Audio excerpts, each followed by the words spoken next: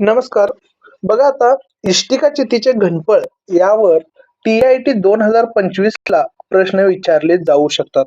बघा काय म्हटलेलं आहे, की एका इष्टिका चितीची लांबी, रुंदी, उंची अनुक्रमे 12 सेंटीमीटर, 5 सेंटीमीटर आणि 4 सेंटीमीटर असेल, तर तिचे घनफळ किती असं विचारलेलं आहे. घनफळ काढायचं विचारलेलं आहे. तर इष्टिका चितीच्या घनफळाचे सूत्र तुम्हाला माहीत आहे. तुम्ही जर पाठ केला असाल किंवा तुम्ही जर ह्याच्या आधी गणित सोडवलं असाल, तर इष्टिका चितीच्या घनफळाचे सूत्र, इष्टिका चितीचे घनफळ बरोबर L गुणिले B गुणिले H. L म्हणजे काय? तर L म्हणजे लांबी. L म्हणजे लांबी. B म्हणजे काय? तर B म्हणजे विड्थ किंवा बिड्थ म्हणतो आपण आणि त्याला आपण मराठीमध्ये रुंदी म्हणत असतो आणि H म्हणजे हाईट. म्हणजे सिंपल सूत्र आहे इथं, लांबी गुणिले रुंदी गुणिले उंची.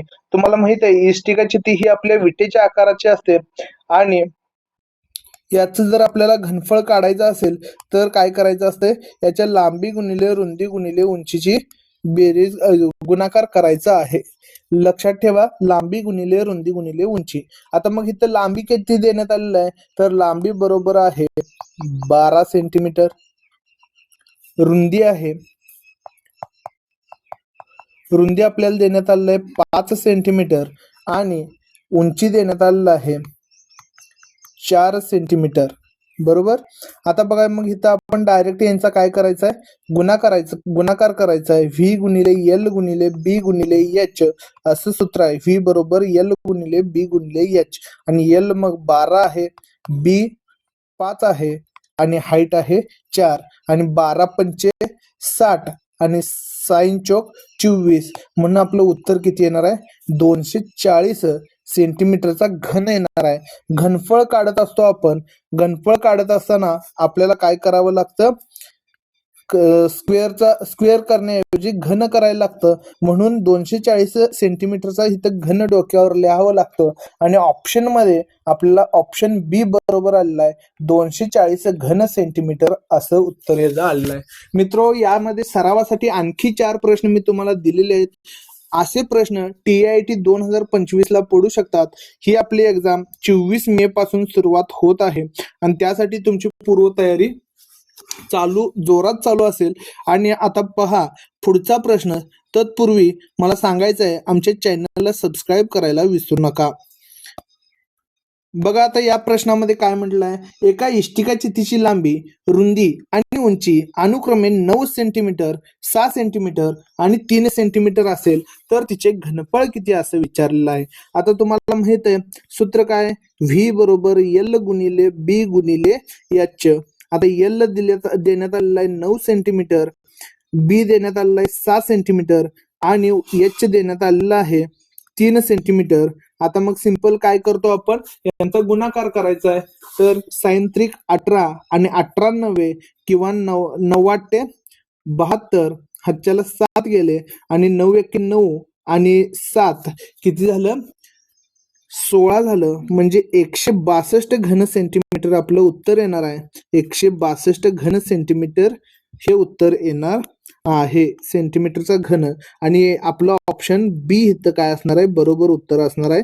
162 घन सेंटीमीटर हे आपलं बरोबर उत्तर असणार आहे. अशाच पद्धतीने तुम्ही देखील हे गणित सोडवायचे आहेत पुढे माझ्यासोबत आणि अशाच व्हिडिओसाठी आमच्या चॅनलला सबस्क्राईब करायला विसरायचं नाही. एका इष्टिका चितीची लांबी, रुंदी आणि उंची अनुक्रमे 7 सेंटीमीटर, 4 सेंटीमीटर आणि 5 सेंटीमीटर असेल तर तिचे घनफळ किती असं विचारण्यात आलेलं आहे. घनफळला आपण सूत्र काय वापरतो, V बरोबर L गुणिले B गुणिले H वापरतो आणि L आहे आपलं 7, B आहे 4 आणि हाईट आहे 5 आणि मग 7 चौक 28 आणि 28 पाचा 45, 5 दोन्ही 10 आणि 4 14 म्हणजे 140 घन सेंटीमीटरचा, म्हणजे घन सेंटीमीटर किंवा सेंटीमीटरचा घन येणार आहे.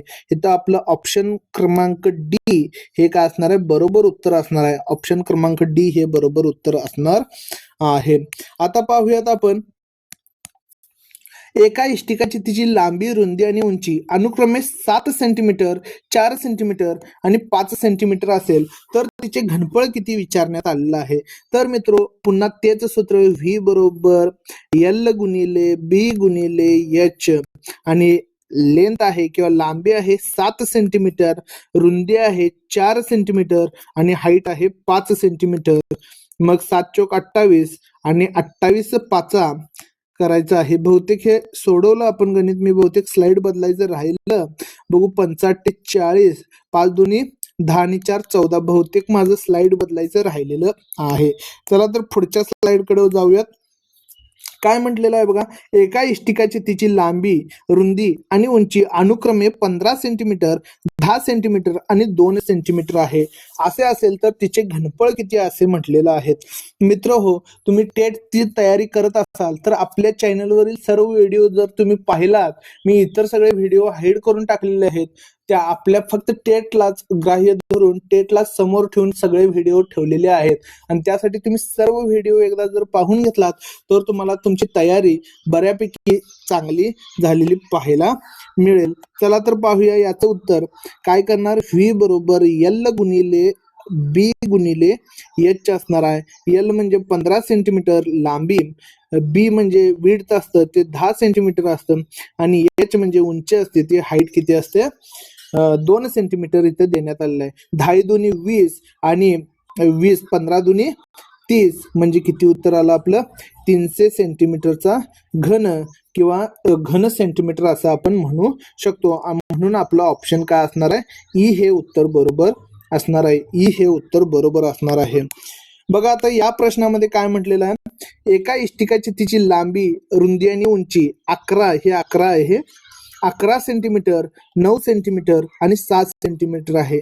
सिंपल सूत्र आहे व्ही बरोबर एल गुणिले बी गुणिले एच आणि एल आहे लेंथ आहे 11, विड्थ आहे 9 सेंटीमीटर आणि उंची आहे 6 सेंटीमीटर आणि मग किती साइन 90 9 सक्क 54 आणि 54 गुणिले 11 केलं तर तुम्हाला माहित आहे आपण सिंपल सूत्र वापरतो का, हे 5 इकडं लिहून घेतो, मध्ये एक गॅप सोडतो, 4 शेवटी लिहून घेतो आणि मध्ये या दोघांचा काय करतो बेरीज करतो आणि 5 आणि 4 ची बेरीज किती होते 9 होते.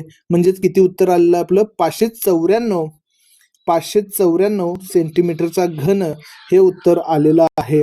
बघा तुम्हाला ट्रिक कळाली काय, 11 ज्यावेळी आपण गुणाकार करतो त्यावेळी काय करायचं, हे 5 आणि 4 एका साईडला लिहून घ्यायचं आणि मध्ये एक संख्या काय करायची जागा सोडायची आणि या दोन्ही संख्यांचा काय करायचे बेरीज करायचं आणि 5 आणि 4 ची बेरीज असते 9 म्हणून काय आलं आपलं 9 सेंटीमीटरचा घन आलं. असे बेसिक जर तुम्हाला वेग आणि अचूकता जर प्राप्त केलात तर तुम्हाला पेपर लवकरात लवकर आणि मेरिट मध्ये येण्याचे चान्सेस तुमचे काय आहेत जास्त आहेत.